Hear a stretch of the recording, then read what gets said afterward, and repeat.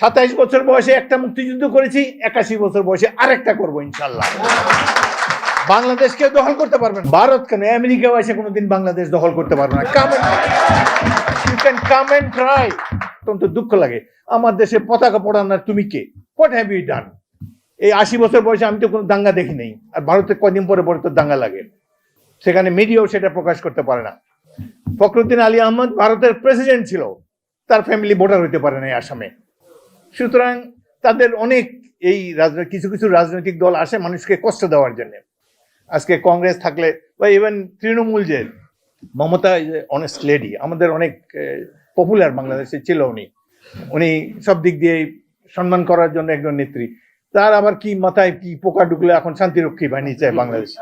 আরে শান্তিরক্ষী বাহিনী আপনার দেশে নেন, যেখানে গুজরাট কিলিং হয়েছে সেখানে দেন, যেখানে কাশ্মীরে মানুষ হত্যা করা হচ্ছে বিনা বিচারে, যেখানে আত্মনিয়ন্ত্রণ অধিকার নাই মানুষের, সেই সব জায়গায় আপনারা you deserve a military force, শান্তি বাহিনী।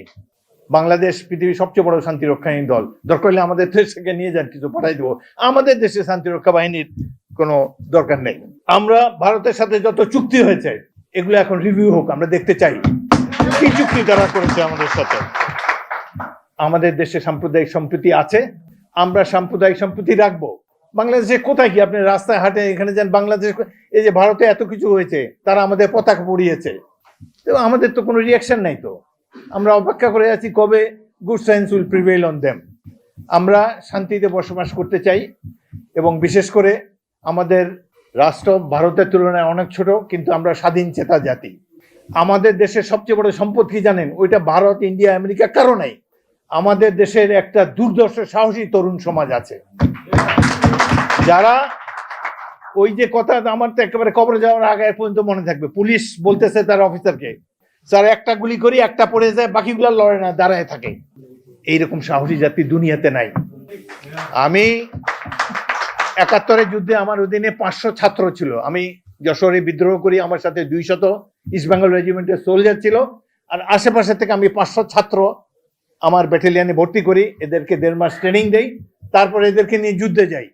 দুঃসাহসী যোদ্ধা, এই 500 জনের 100 জন সম্মুখ যুদ্ধে শহীদ হয়েছে। আমি নিজেও যুদ্ধে আহত হয়েছিলাম। বাঙালির সাহস দেখেছি 71 সালে, কিন্তু এইবারের ছাত্ররা যেটা দেখিয়েছে অকল্পনীয়, দুঃসাহসী। এইরকম যুবক যে আছে আমাদের দেশে, এইটাই তো আমাদের গর্ব। ভারত কেন আমেরিকা এসে কোনোদিন বাংলাদেশ দখল করতে পারবে না।